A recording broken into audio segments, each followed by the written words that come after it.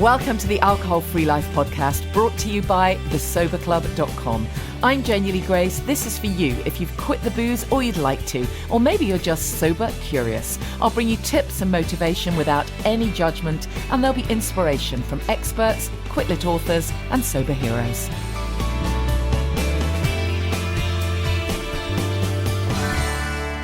Hi and welcome to the podcast. I'm Janey Grace. I hope you've had a good week in the absolutely ridiculous heat.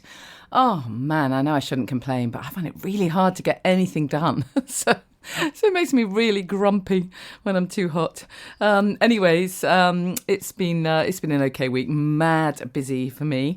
It was really nice to see the piece in Bella Mag, one of the weekly women's mags in the UK, and I contributed to a piece on cutting the booze and the pounds. The premise of the article was how you can hopefully lose a few pounds in the summer months and ditch the booze. And of course, I should preempt that by saying, my take on it is always, if you're early days ditching the booze, do not focus on losing weight. Definitely not. It will happen in due course, but in the early weeks, you really don't want a restrictive diet. You really do need the 3 meals a day and the protein with every meal. It's that brain chemistry piece that's so important that I talk about all the time. But we talk about in there, I gave a few tips from Happy, Healthy, Sober from the book. And we talk about sleep, how ditching the booze really massively improves your sleep. Again, not initially necessarily, but over time. And I gave a recommendation for the Tranquil Support supplement that I've mentioned before with from Natural Health Practice, Dr. Marilyn Glenville's company. And we've actually got a discount code if you wanted to order that. If you use the discount code 10JLG21, I think it is, you can get a percentage off that Tranquil Support, which is a really good supplement. Well, I think it is for those early days when you're really trying to sort out the brain chemistry piece. And there's some suggestions for alcohol-free drinks and how you can stop the sugar cravings and all of that. So really nice piece in Bella. It's just great, isn't it, when mags cover some positive stuff and some suggestions of ditching the booze, which is completely contrary to the piece at the weekend that I don't know if you saw last weekend. I don't think I mentioned it on the last podcast. I think it was just after I'd recorded it. There was a piece in the Mail written by Dr. Michael Mosley, who I usually really respect his stuff. I mean, we know what a great doctor he is and the work that he's done around the intermittent fasting and all of that stuff. This is a guy who really knows his stuff. But he did a whole piece on if you're having hot flushes during the menopause, then the way to sort it is by having a pint of beer or half a pint of beer or something. I mean, what the hell? Seriously. I haven't got the article in front of me, but it was something like half a pint a day, takes the hot flushes away kind of gig. I'm sorry, but really just so unbelievably ridiculous and irresponsible. I don't care what study they did. If those women, found that their hot flushes reduced, it was despite the beer, not because of it, trust me. And just so ridiculous, because those kind of articles always say, at the bottom, be careful, don't overdo it. How ridiculous. Clearly, whoever's writing this stuff has got no concept of what it feels like not to have an off switch. You could only write that stuff if you're someone for whom it's just not a problem. It's a little bit like me reading an article, saying, if you want to, ditch the booze, then, have a half a kiwi fruit, and that will do it. Yeah, no problem. I can manage that. I don't think it's going to actually change anything, but I can manage it. Because you know what? I have an off switch when it comes to kiwi fruits. Right? Not the same with alcohol. So I just think it's an incredibly irresponsible message. And I was just really disappointed. I'd love to challenge him to a debate. Don't suppose he's listening. Anyways, we've got another date for Sober by the Sea, which is September the 4th. So I think we've still got spaces left. If you go to thesoberclub.com /events and click on that, you can have a look if that resonates with you. Don't forget, I offer one-to-one coaching as well. Very limited slots, but I do actually have availability, I think, for someone to work with online, and I do in-person days if that's of interest.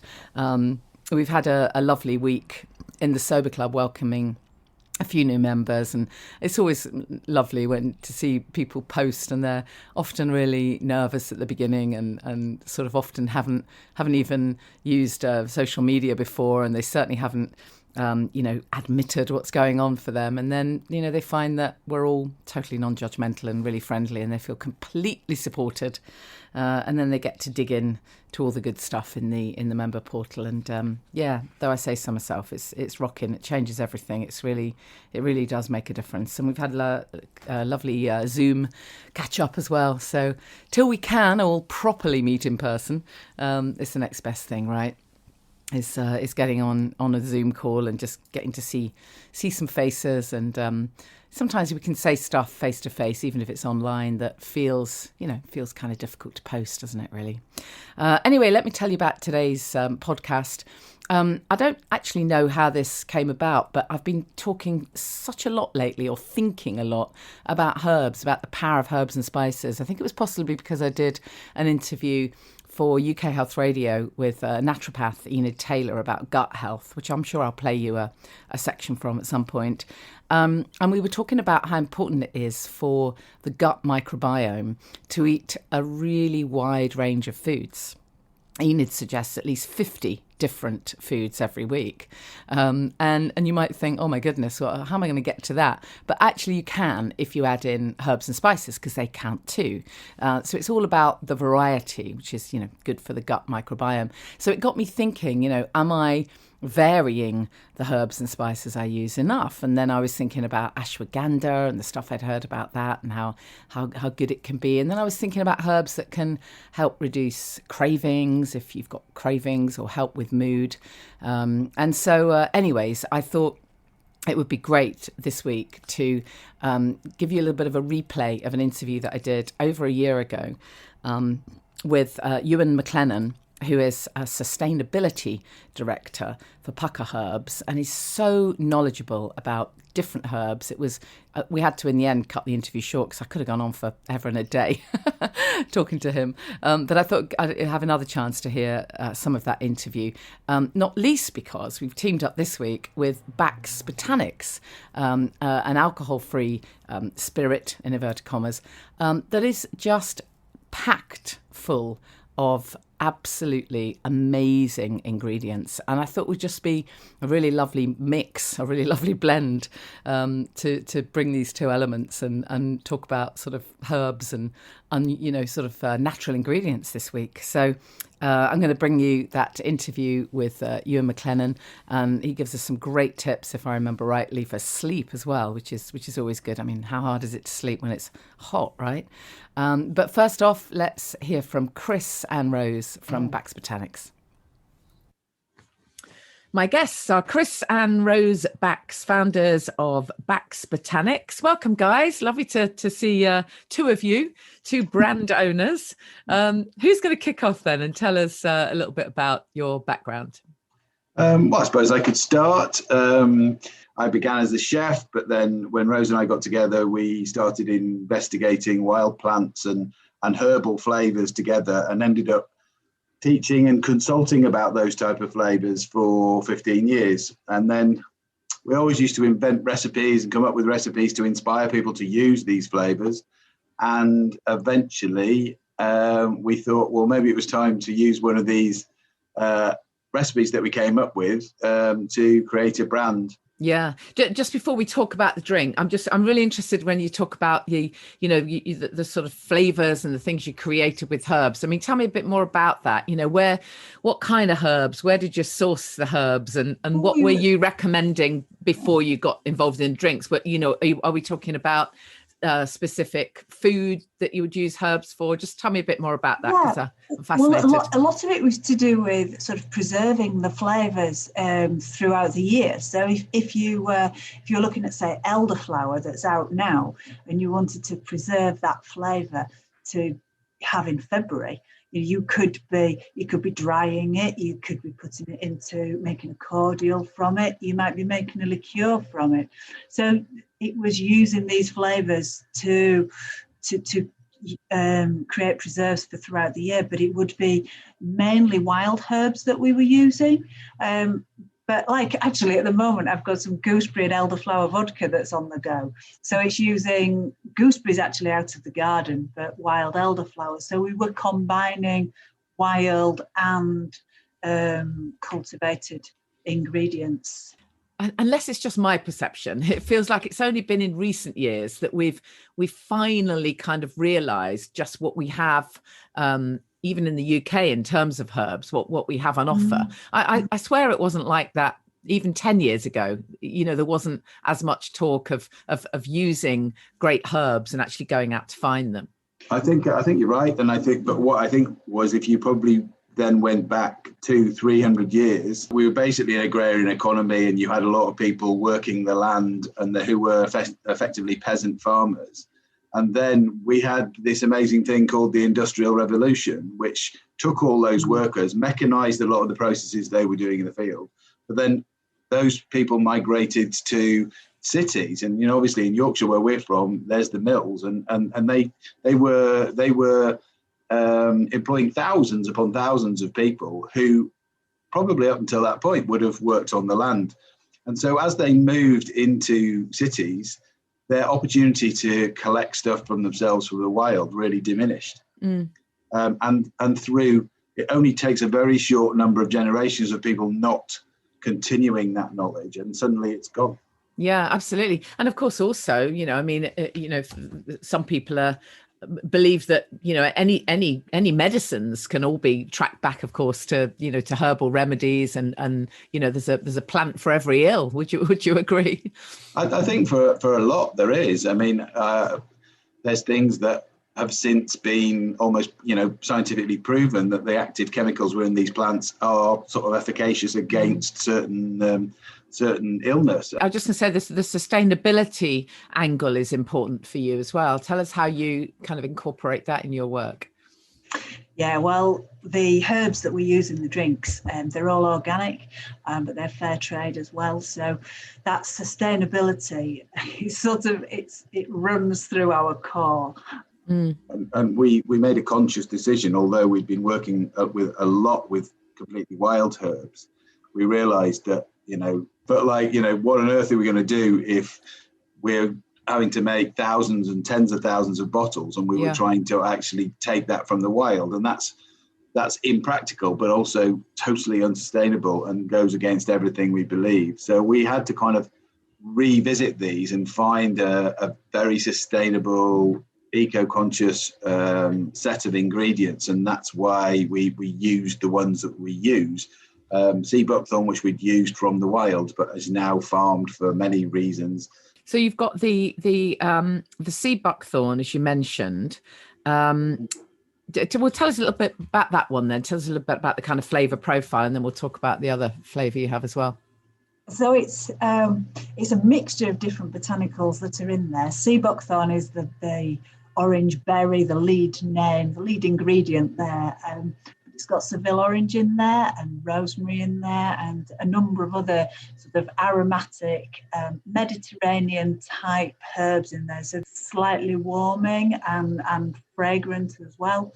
So yeah, it's got a nice balance. If you think of a flavour wheel, and you've got sort of bitter and sweet and sour and fruity, and you want to have a drink that sort of has a balance across all that range, and that was what I tried to do with the recipes, so that it does give you a sophisticated length on your palate, sophisticated flavours and length, but it's not too muddied by too many botanicals in there. It's very much a kind of evening drink. It's that one you kind of sit on your big soft chair and sigh and kind of relax after a hard day. It's a very relaxing drink, whereas the other flavour, verbena, is much more kind of energising and uplifting. Summery kind of feel, yeah. And so just tell us a bit about your process then, how you make these drinks. Obviously they're designed to have with tonic or whatever. Did you make them with alcohol and then extract the alcohol, or how did it work? I don't know. We don't want to tell you too much. Oh no, you don't have to. You don't have to reveal all your processes. It's absolutely fine to tell you. No, we don't use alcohol. Use any alcohol. Okay, interesting. Yeah, so it's 0%. That's 0%. I think what's really important to us, though, is that it's made in a really traditional way. We weren't gin distillers who suddenly thought, oh, how do you distill an alcohol-free? We were people who knew about plants who thought, how do we extract the flavour and get it into an alcohol-free drink? It kind of mixes the skills of a gin distiller, absolutely, a chef, definitely, and also a bit of the sort of parfumier coming in. Yeah. Well, so we have to try and extract those flavours. It's a lot harder to extract flavour using no alcohol than it is by using alcohol, but we found ways and means of doing it, which really excited us. A lot of it is down to using herbs for the last 15, 20 years and combining flavours, I think. Yeah, it's alchemy, isn't it? That's what it is. So we use very, very traditional hand-beaten copper stills in the style of something that's been round for probably over 1,000 years. So what is for the future for you guys? I mean, where do you see the drinks? I know that this is an artisan brand, as you say, and it's it has all that kind of smallness about it. And yet, as you say, you want this to be everywhere, and you've made it so that it can grow. So what would be your aim? Do you want to see these drinks in the bars and the cafes and the restaurants, or what would be your dream? I think we do. We want to see it in the bars and restaurants and cafes, and some really nice cocktail bars. But because the flavours are there, and it does make some amazing cocktails. It combines both of them combine so well with other flavours. But we tried really carefully to keep the costs down. I mean, people probably might think it's still expensive, but we tried to keep it accessible as a treat for everybody. Everybody, can afford a treat every now and again. And although it's more expensive than just a soft drink, for a quality product, when you only need a small amount in your glass with a mixer, we tried to keep it as accessible as possible for everyone. So although we'd like to see it in top-end bars and restaurants, we would like everybody to be able to buy it if they want to every now and again. In retail but what we're finding at the moment is this: people around the world are really, really keen on British products, and the export business for us at the moment is really exciting.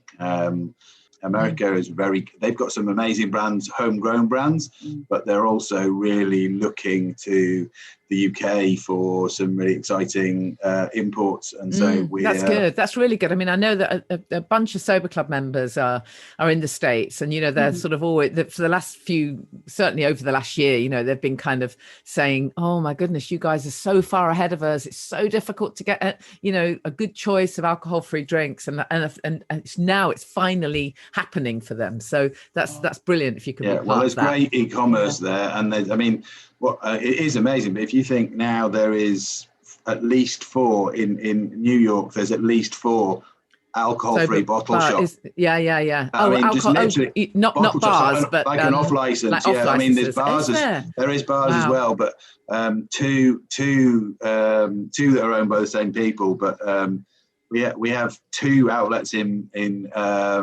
Brooklyn and 2 in Manhattan. That's fantastic. I didn't know that. Just How bottle great. shops. Yeah, really exciting and great for your members, because I think although they were a little bit behind, they are catching sprinting. up fast. Yeah, that doesn't surprise me. Great. Well, thank you, guys. Tell us your website then, and people can find out more information. Yeah, it's baxbotanics.com. Thank you so much for your time, guys. I really appreciate it. Lovely brand and lovely bottles. Didn't even mention that. Nice packaging. It will really, we should really say helps. They're pictures of plant cells through a microscope. Is that right? I thought there would be a reason why they look so fab. They're really lovely. Thank you. I really appreciate it, guys. Appreciate your time. Thank you, Jenny. All right, thanks, Jenny. We've got a fantastic competition to give away some Bax Botanics. So check out the competitions at imperfectlynatural.com, and obviously go to thesoberclub.com as well, where we post for blogs and various bits and pieces there. And here's another chance, as promised, to hear some of that interview with Euan MacLennan, who really knows his stuff about herbs and spices. We're talking herbs and amazing teas as well, by the way. We have Euan MacLennan, who is Herbal and Sustainability Director at Pucker Herbs and also medical herbalist at a London-based NHS practice. Euan, thank you so much for being a guest. Really appreciate your time. You're very welcome. Lovely to join you. Yeah, tell us about herbs then, and how amazing our body can be, the way it reacts to viruses, very important word right now, and bacteria.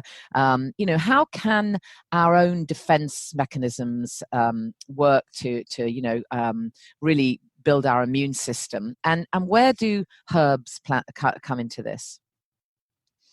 So it's a quite an involved question, isn't it? I suppose if we look at our immune system first, everybody has an immune system, and that's what protects our internal environment from harmful aspects that may be in the external environment, and how we decide what's allowed into our body and is used and what should not be allowed into our body. And if it does get into our body, how do we make sure it doesn't cause us harm?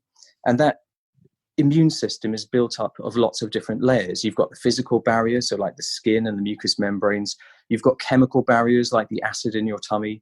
You have then the cell parts of it, which are non-specific. They'll attack anything they don't recognize, or specific in that they have seen this cold virus or this coronavirus before, and they will attack that because they recognize it as something that's bad for you.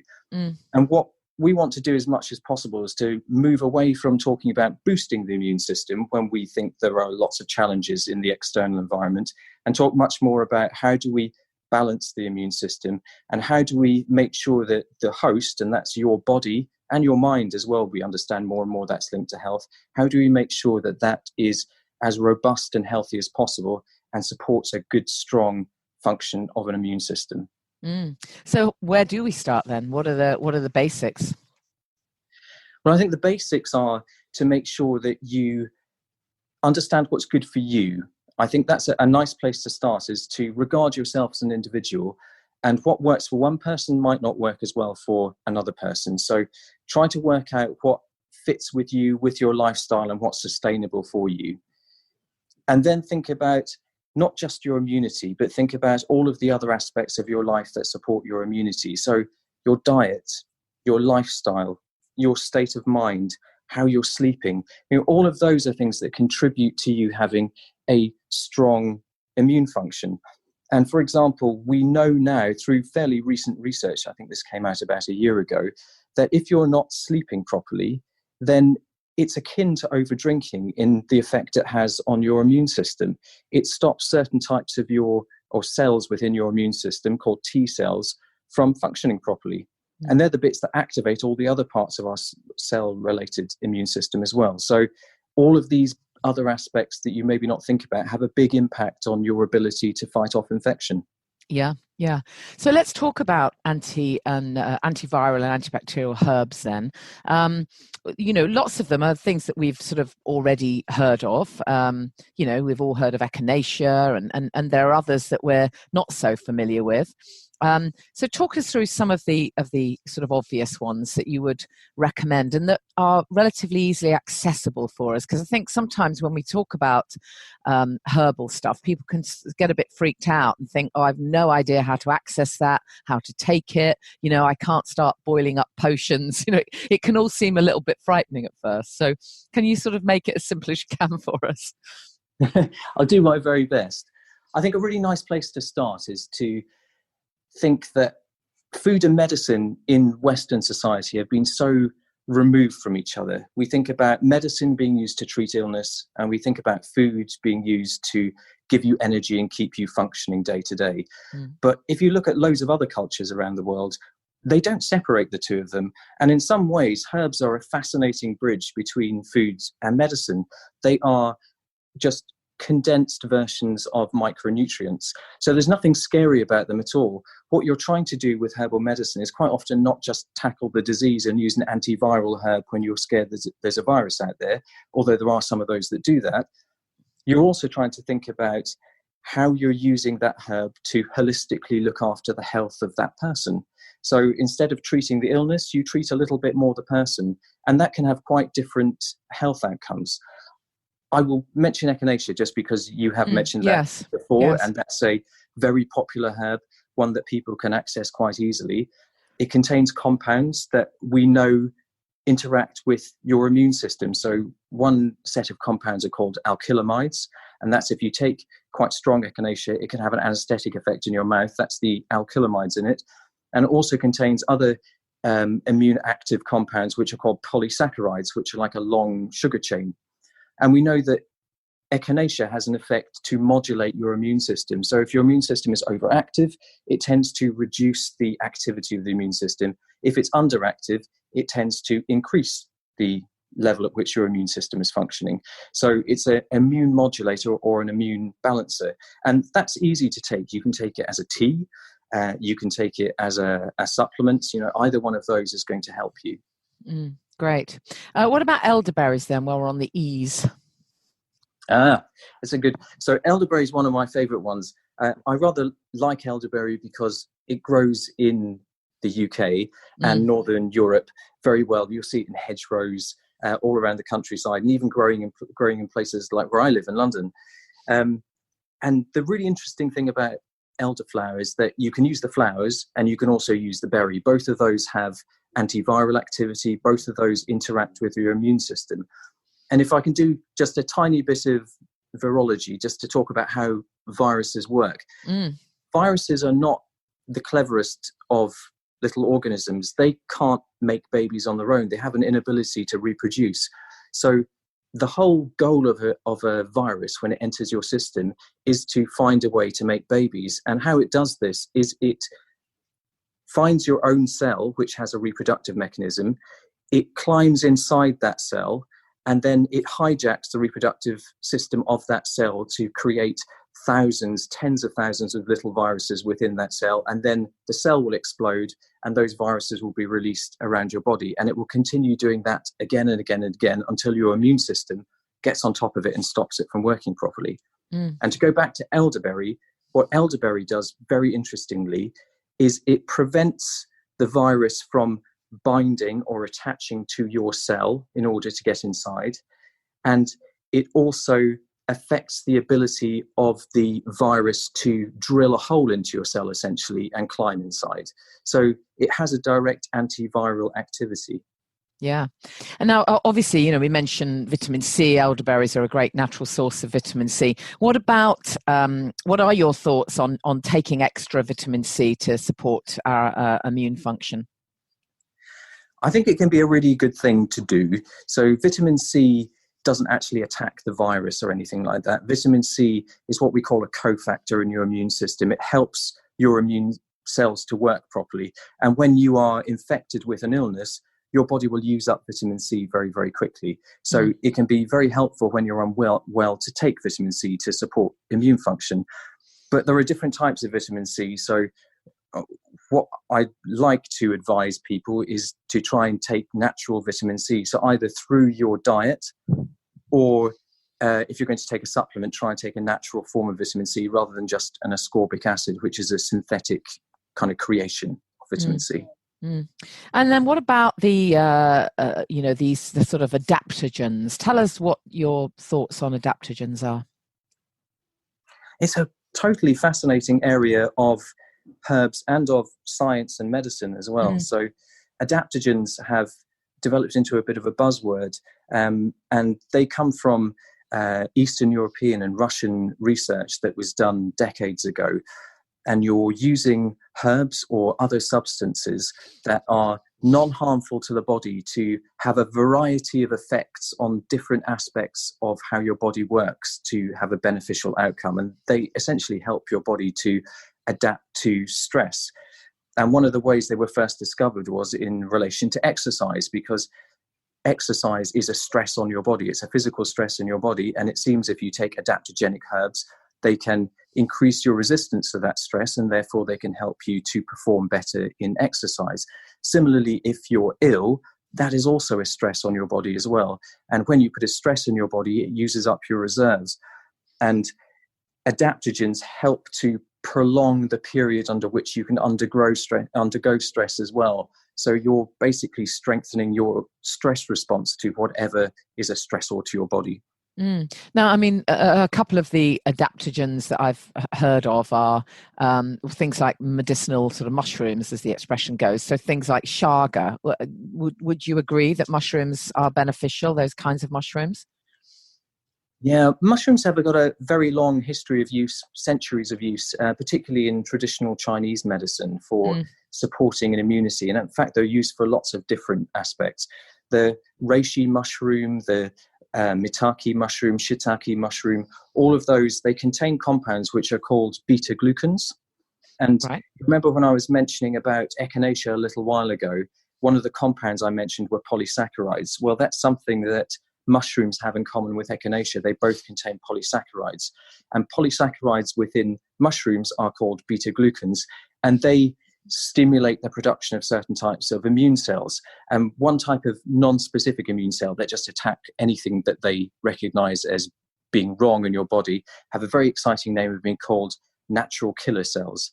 And they're one of the particular cells in your immune system that beta-glucans create more of when you take them in. Interesting. How would you take them then in supplement form? I mean, we wouldn't be looking for teas there, would we? Not at the moment. There aren't very many teas with them. They can have a slightly funky taste when you put too much of it into a tea, to be perfectly honest. Yeah. So we'd usually take them as a supplement, a dried powder of one sort or another. Or in Chinese medicine, they'd decoct them. So they'd boil them in a pan and reduce them down almost like you'd make a gravy or something like that. Yeah. So that's probably the best way to take them. Yeah. And what about this fabulous word, andrographis? Is that how you say it, from Ayurvedic medicine? Yeah, that's probably one of the best researched herbs we have out there for supporting immune function. It's interesting because it's probably one of the least recognized herbs, possibly because of the very complicated name Andrographis paniculata. Yeah. I didn't even try and say that bit. It's a bit of a mouthful. But Andrographis is an Ayurvedic herb, and Ayurveda is the Indian form of traditional medicine. It's a very, very learned science that goes back a long time in human culture. Andrographis contain compounds called diterpene lactones. They are called, more specifically, andrographolides. And they have been shown to reduce the severity and duration of upper respiratory tract infections. And we've recently published some academic papers with Southampton University to look at this, because we've been doing some research with GP surgeries around the southwest of England, about 30 of them, where we've been asking GPs to, instead of prescribing antibiotics straight away, where they think it's fit, they could prescribe Andrographis instead and see how that affects the use of antibiotics and recovery from illness with patients. And it's been a really interesting study, actually, because one, we're looking at how Andrographis can affect health outcomes in people with respiratory infections, but we're also looking at the tendency of conventional medical practitioners to prescribe herbs rather than antibiotics, which is addressing one of the big crises we have in the world, which is the resistance that antibiotics are creating for bacteria. That's interesting. What is the current sort of state of affairs then within the medical profession and providing herbs? I mean, we know that with homeopathy, there's a big old fight going on as to, what we should and shouldn't be allowing generally. So what's the case with prescribing herbs or with encouraging herbs? It's a very complicated picture, actually, because general practitioners and those working in secondary care, so in hospitals as well, their medical education does not include much in the way of teaching about herbs and natural medicines. I teach a few from Imperial College University who come in and sit in the surgery with me, because I work in an NHS practice every Friday, and I teach them a little bit about natural medicines, and they're incredibly interested in that. But that's a very small percentage of the medical population that have any interest or knowledge in it. Actually, more have interest than they have knowledge. And that's quite a contrast to the patient population, where a lot of patients are very interested in natural medicines, and they use natural medicines a lot. So when patients come in and ask doctors, I have back pain. Should I be using turmeric or should I be using devil's claw for it? I'm getting respiratory infection. Should I be using andrographis or echinacea? Doctors, nurses can't really answer those questions because from their point of view, they don't have the training and they also don't have access to the evidence base. Yeah. So there's no real war, I don't think. But I think for a medical practitioner, it's difficult to say, A, they're effective, B, they're safe, and C, that they won't interact with other medications, which I understand, which is why we're working so hard at Pucker to invest in research and education so that people can understand more about the benefits, because they are part of our human culture. And at the end of the day, so many of the medicines we use in primary and secondary care are herbal based. Of course. Now you mentioned, not interacting with other medicines, and that is an important one, isn't it? I mean, most of us have heard the sort of warnings, if you like, around taking something like St. John's wort if you're also on antidepressants. I don't know if I'm even right about that one, but what are the sort of basic concerns that we should be aware of? You're absolutely spot on. Taking St. John's wort with other selective serotonin reuptake inhibitors would not be a good thing to do, because you can develop conditions called things like serotonin syndrome. So there are certain herbs that you do need to be very careful of. And most of them are ones where they interact with anticoagulant medication, really, or they affect the way in which the liver will process other medications. So they can lead to you getting too much of a medicine or too little of a medicine because it is cleared more quickly. But to be perfectly honest, in the main, there are not that many interactions with the kind of herbs that you're going to buy over the counter.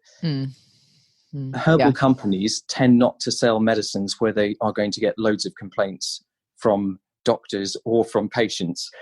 So I think most people are fairly sensible. I think it's just if you are on a lot of medications or you do have underlying serious health conditions, you need to talk to either a qualified herbalist or to your doctor about what you're taking. Yeah, absolutely. Now, there'll be a lot of people listening to this. I work with a lot of people who've ditched the booze and have made that decision to remove alcohol from their lives, or they're in the process of doing so. And as you'll be well aware, that can be a time that your body's all over the place. You kind of need to recalibrate everything, and all your kind of neurotransmitters are big time messed up. So are there any, I mean, I realise we're speaking generically, we're not personalising this, but is there anything that you would recommend that people in that situation can take, or any particular teas that would just help them with that balancing of the brain chemistry in those early weeks? Yes.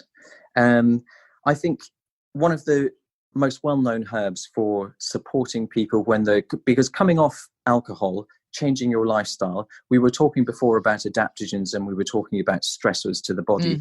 This would be a form of stress to the body. It takes it's a change in your internal and the kind of external environment that's coming into your body. So ashwagandha is I suppose loosely termed as a type of Indian ginseng. It's again an Ayurvedic herb. It's used as a tonic, so it strengthens the body. And it also helps your body to adapt to those type of stresses. And you mentioned before about the neurological aspects of coming off alcohol. Again, that's one of the places where ashwagandha would be very strongly implicated. It works with certain types of neurotransmitters to reduce the heightened response of the nervous system. Okay, so let's just think back to the the topic that is, of course, on everybody's minds, the coronavirus and our immunity and our well-being. What would you recommend for someone sort of brand new to all of this, and they do have the opportunity perhaps to get to a supermarket or to a health food store where they can pick up a few bits and pieces? What would be the sort of, I don't know, little kitchen cupboard kit that you would suggest people start with? So first off, I'd say to listeners, one needs to follow government advice in terms of protecting yourself against the virus, and in terms of understanding that we don't have a cure or a treatment for this virus at the moment. What we're talking about in terms of advice with herbs would be strengthening your immune function, Sure. making your body as robust as possible and able to tackle the stresses that are going on, and just looking after yourself as an individual, because the stronger you are, the more difficult it will be for you to be invaded. And if you are invaded, then the more likelihood there is of you fighting that invasion off. Yeah. And if you want to do that, you could, let's look at some very simple things. So ginger is a really interesting one. Ginger you can get in a tea, and dried ginger, absolutely great. It has some antiviral activity. It also has anti-inflammatory activity as well. And there are some really interesting studies from places like Iran, which have been looking at how ginger has been used in intensive care units to treat people who are on pneumonia and reduce the use of intensive care. And very interesting and very promising results there. So, but surely, let me just ask quickly, sorry, but surely a ginger tea wouldn't have enough sort of ginger to actually make any difference, would it? Isn't it just a nice taste? No, well, it has two different effects. The antiviral properties and the pungency of ginger will come through in tea as well. Right. So the oils that sit within tea, things like ginger oils and shog oils, they will transfer into water very, very easily. If you're thinking about supplements versus tea, generally supplements are going to be stronger. You're taking the whole herb there rather than a water extract of the herb, which you get with tea.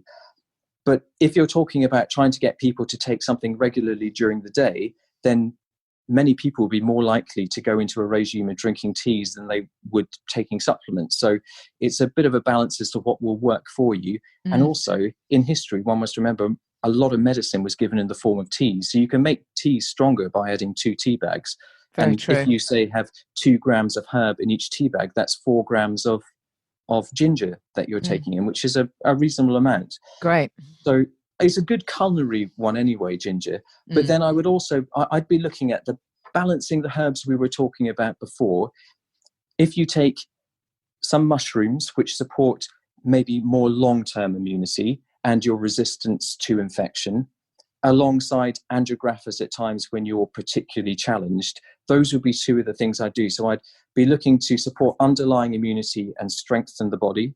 And then I'd be looking at taking things like andrographis when I thought I was going into a position of challenge, or I felt like I had the first symptoms of any type of infection. Great. I'm guessing things like turmeric are good as well? Yeah, so turmeric can be used for loads of different purposes in herbal medicine. It's not absolutely specific on immunity, to be perfectly honest. It's not one of the ones, if a patient came into me saying, and they've got an upper respiratory tract infection, here, take turmeric. But it does have a very potent anti-inflammatory activity. And part of your immune response is to create inflammation throughout the body. So, aspirin makes you feel better when you have an illness because it acts as an anti-inflammatory and antipyretic, so it brings down your temperature. Turmeric can act in some of the same way as that as well. It's almost like a non-steroidal anti-inflammatory, like ibuprofen or aspirin. Yeah, got it. Euan, thank you so much for your time. I really appreciate it. It's been great, absolutely fascinating to talk to you. Thank you. A huge pleasure. Thank you so much for having me on. So there you go, all clued up on adaptogens, right? Now you know exactly what to add in.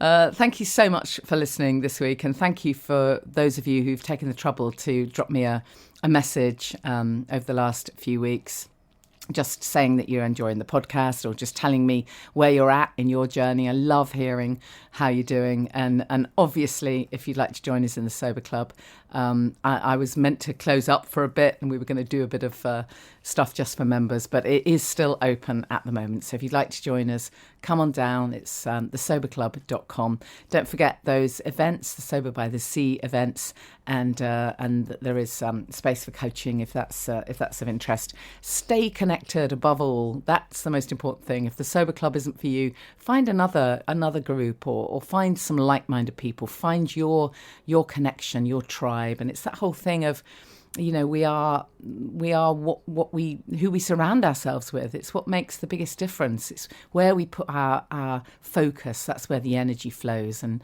it's a lot of people have said to me, "Oh, I just kind of go within when things get difficult."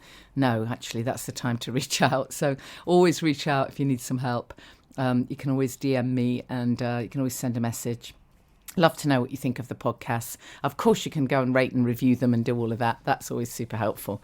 And don't forget the Happy, Healthy, Sober. If you like this stuff, if you like all this stuff that we do around health and well-being, and particularly when we dig deep into all different aspects of optimum health and well-being, then you'll like the book. Can you hear those birds singing? There's birds singing while I'm recording this. It's really quite nice.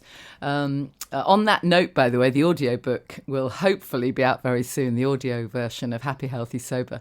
I know some people have been waiting for that because not everyone actually likes a physical book, so they've been waiting for the audiobook. And that just reminded me, because when I was recording it, oh man, had I forgotten that you really do need to be fully soundproofed to record an audiobook. Anyways, hopefully that will be out with you very soon. I'll see you same time next week. Have yourself a great week and stay connected. And if you're doing this hard thing, if you're early days, stick with it. It is so worth it.